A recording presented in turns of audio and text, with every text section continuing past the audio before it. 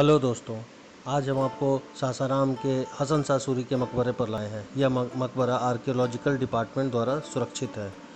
इस मकबरे के पास आकर के आपको एक तरफ शेरगंज का मार्केट दिखेगा और मकबरे के अंदर छोटे छोटे और भी मज़ार हैं। मेन जो रास्ता है वो भी आपको इतना खूबसूरत रास्ता है, इतना अच्छा एंट्रेंस है। तो हम लोग अभी अंदर जा रहे हैं। तो मकबरे को जब आप देखेंगे, अभी मकबरा अंदर से बंद है।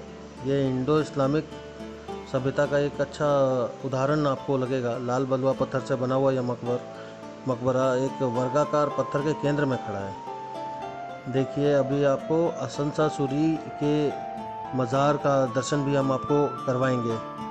ये अभी अंदर जाने का रास्ता बंद है, अंदर हम आपको नहीं ले जा सकते, लेकिन आपको एक जाली के द्वारा ही आपको दिखाएंगे कि हसन शाह सूरी जी का जो मज़ार है वो अंदर ही है और अंदर जाने का रास्ता बंद है।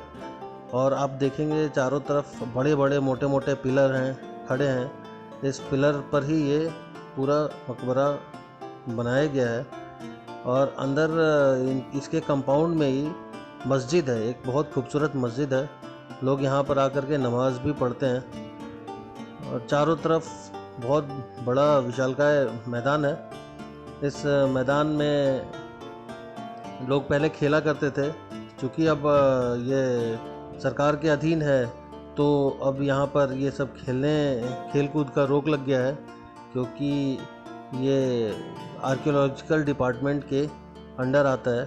ये मकबरा आप देखेंगे बहुत ही खूबसूरत है। और इसको हसन शाह सूरी के इस मकबरे को उनके पुत्र शेर शाह सूरी के जीवन काल में बनाया गया था, और उनके मृत्यु के पश्चात वो उनके बेटे के द्वारा इस मकबरे को बनाया गया था। उस समय के मशहूर वास्तुकार मीर मोहम्मद अलीवाल खान द्वारा ये मकबरा बनाया गया था। पहले उन्हें हसन शाह सूरी का मकबरा बनाने के लिए बुलाया गया था। बाद में जो ऐसा कोइंसिडेंस हुआ कि उन्हें ही शेर शाह सूरी का मकबरा भी बनाना पड़ा। तो बहुत ही अच्छा आपको चारों तरफ दिखेगा। मैं फिर आपको बता दूं, मकबरा इंडो इस्लामिक वास्तुकला का एक अच्छा उदाहरण है। लाल बलुआ पत्थर से बना हुआ यह मकबरा एक वर्गाकार पत्थर के केंद्र में खड़ा है। थोड़ी बहुत मैदान में आपको हल्की फुल्की गंदगी नज़र आएगी, जो पर्यटक आते हैं उनके द्वारा है, लेकिन ये ना फैलाएं। थोड़ी बहुत और गंदगी है जो साफ़ किया जा सकता है। ऐसा मतलब इस गंदगी के कारण इस जगह को बिल्कुल इग्नोर नहीं किया जा सकता। ये गंदगी यहाँ से सफाई हो सकती है, तो इसका ध्यान सरकार के साथ साथ यहाँ आने वाले लोगों को भी रखना पड़ेगा। सारा काम केवल गवर्नमेंट का नहीं होता, कुछ आम लोगों का भी काम होता है। तो इस मकबरे को देखिए, आपको बहुत ही अच्छा फील होगा, बहुत अच्छा लगेगा। यहाँ पर आइए और इस मकबरे को देखने का आनंद उठाइए। अब हम लोग हसन शाह सूरी के बेटे यानी शेर शाह सूरी जी के मकबरे का दर्शन करने के लिए आए हैं। आप देखें, यह मकबरा चारों तरफ पानी से घिरा हुआ है। दरअसल इसको दूसरा ताजमहल, जी हाँ, इसको हिंदुस्तान का दूसरा ताजमहल बोलते हैं। जैसे ताजमहल भी चारों तरफ पानी से घिरा हुआ है, वैसे ही ये मकबरा भी चारों तरफ पानी से घिरा हुआ है। मेन मकबरे की तरफ जाने के लिए एक रास्ता बनाया गया है, जो पानी के ऊपर से चलते हुए आप मकबरे तक जा सकते हैं।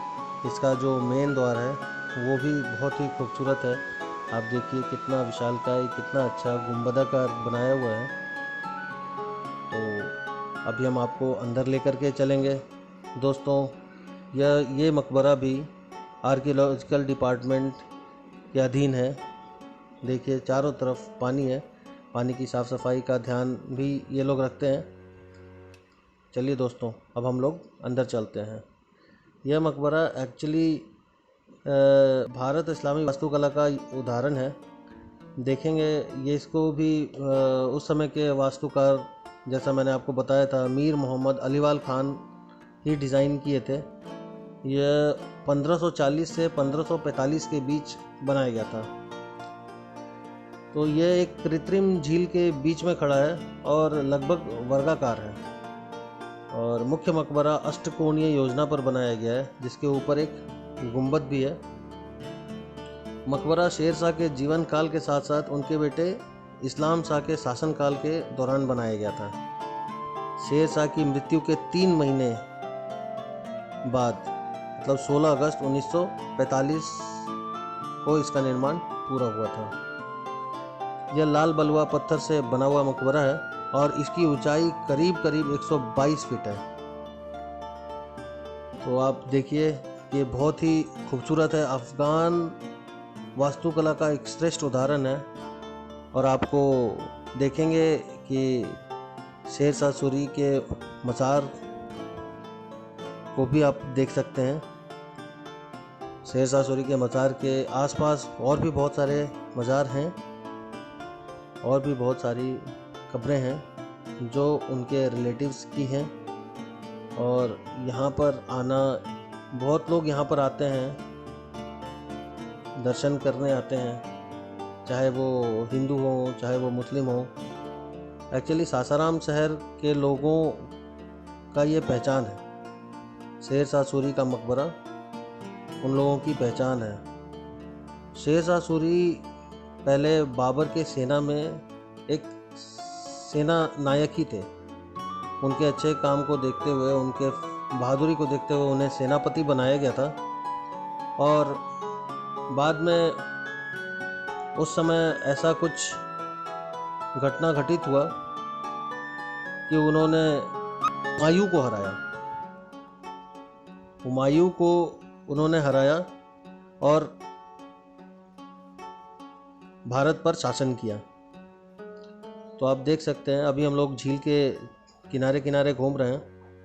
अच्छा, जैसा हम आपको बता रहे थे कि उन्होंने हुमायूं को हराया, और केवल वो अपने अच्छे कामों के लिए भी जाने जाते थे। उनके अच्छे कामों में एक ये था कि उन्होंने 3 धातुओं का सिक्का प्रणाली, जो बाद में मुगल का पहचान बना, वो शेर शाह ने ही शुरू करवाया था। पहला रुपया शेर शाह के शासन में ही जारी हुआ था। ग्रैंड ट्रंक रोड का निर्माण भी उन्होंने ही करवाया था, जिसको पहले सड़क ए आज़म या सड़क बादशाही के नाम से जाना जाता था। डाक प्रणाली का विकास उन्होंने ही किया, जिसका इस्तेमाल व्यापारी भी कर सकते थे। यह व्यापार और व्यापार के संचार के लिए बहुत ज़रूरी था।